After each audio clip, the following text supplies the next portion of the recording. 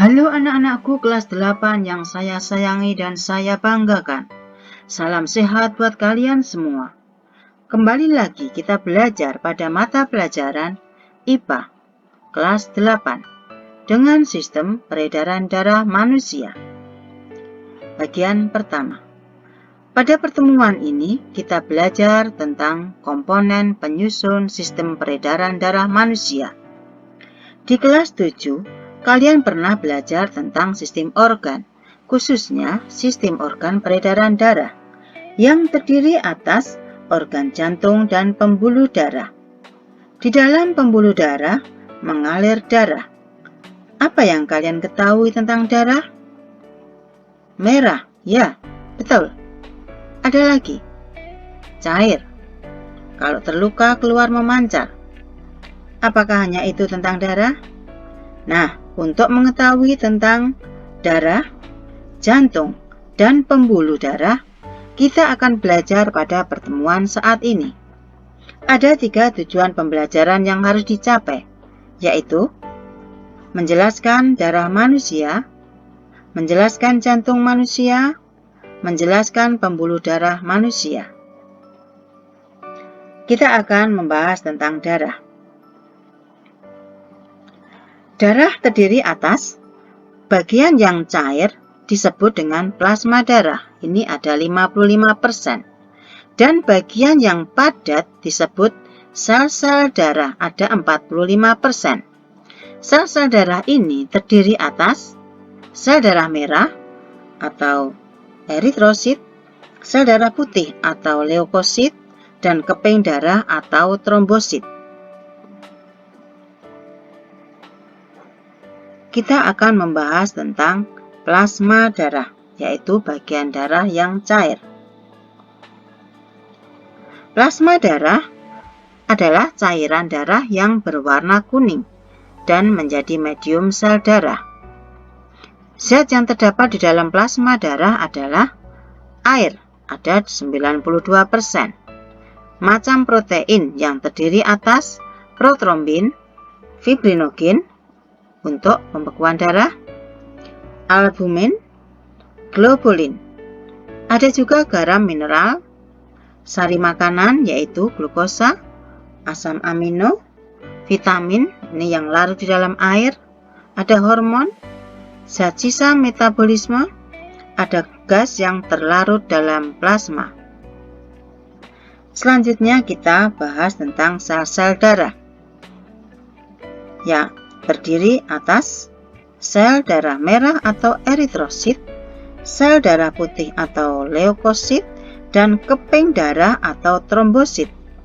Perhatikan tabel perbedaan sel-sel darah berikut ini. Bentuknya bulat, pipih, bagian tengahnya cekung atau disebut dengan bikonkav.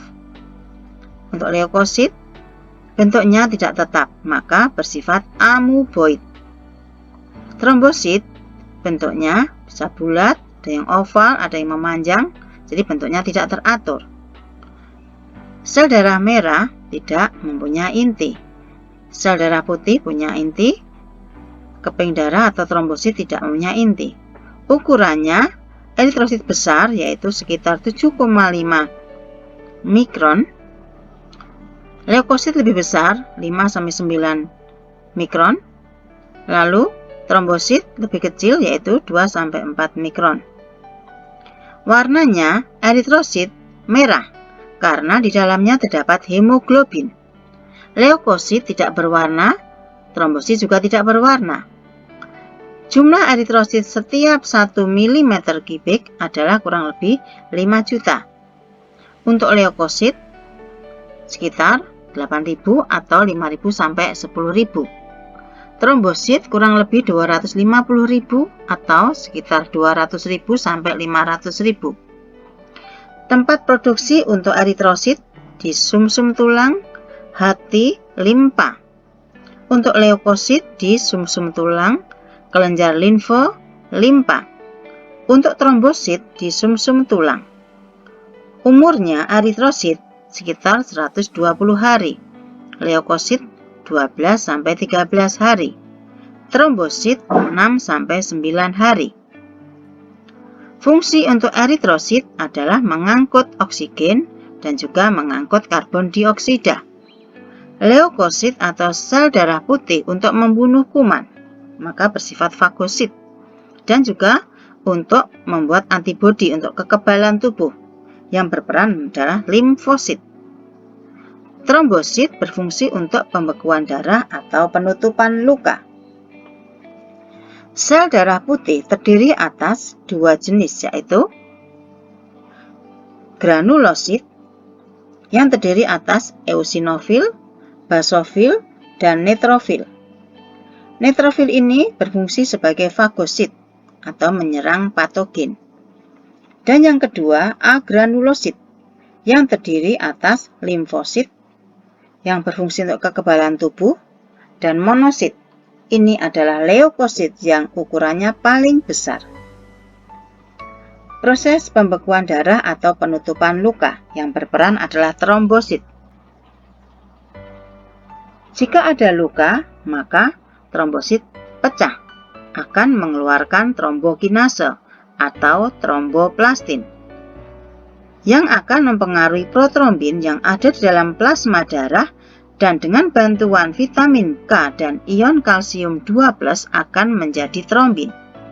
Trombin akan mempengaruhi fibrinogen yang ada di dalam plasma darah untuk menjadi benang fibrin, sehingga luka tertutup.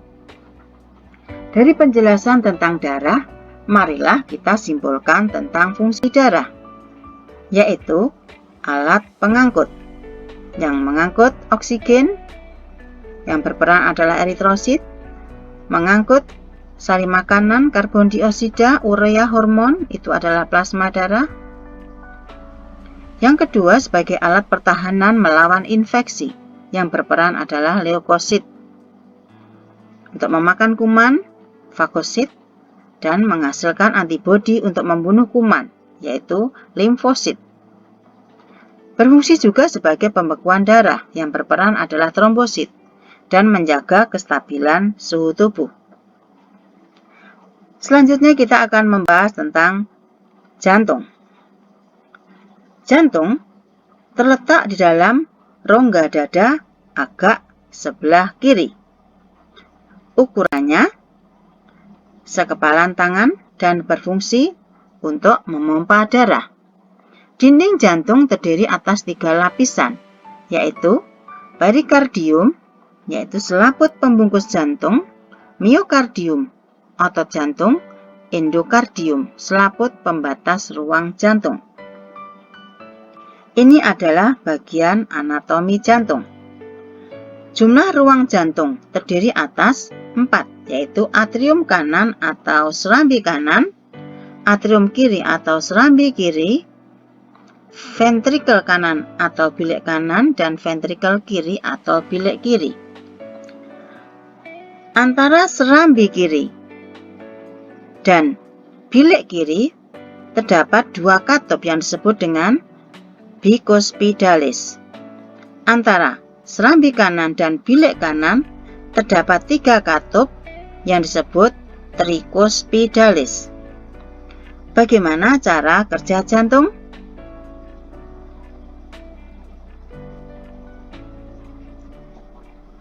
Cara kerja jantung, jika serambi relaksasi, itu darah dari vena akan masuk ke serambi.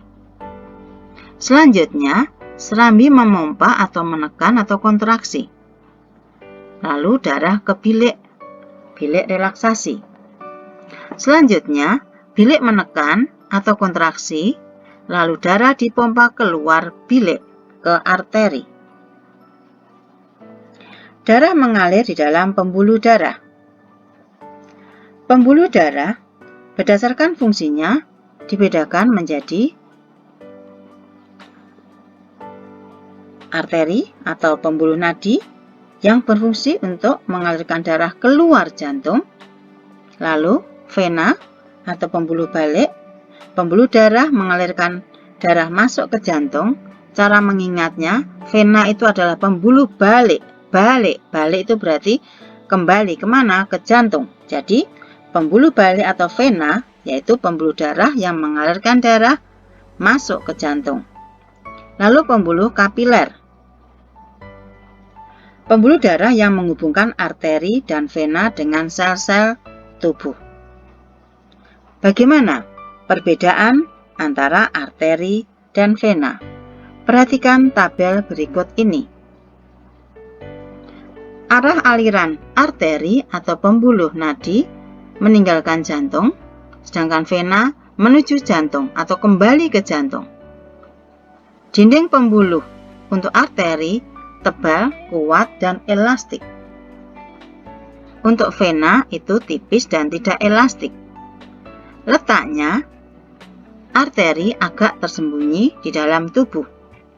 Vena dekat dengan permukaan tubuh, tampak kebiru-biruan.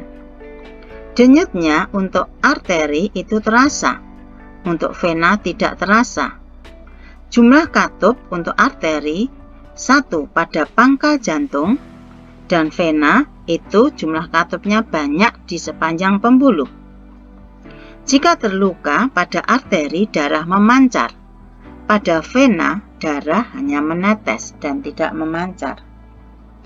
Nah, anak-anak, kita sudah belajar tentang komponen penyusun sistem peredaran darah manusia yang terdiri dari darah, jantung, dan pembuluh darah. Semoga bermanfaat dan tetap semangat. Terima kasih.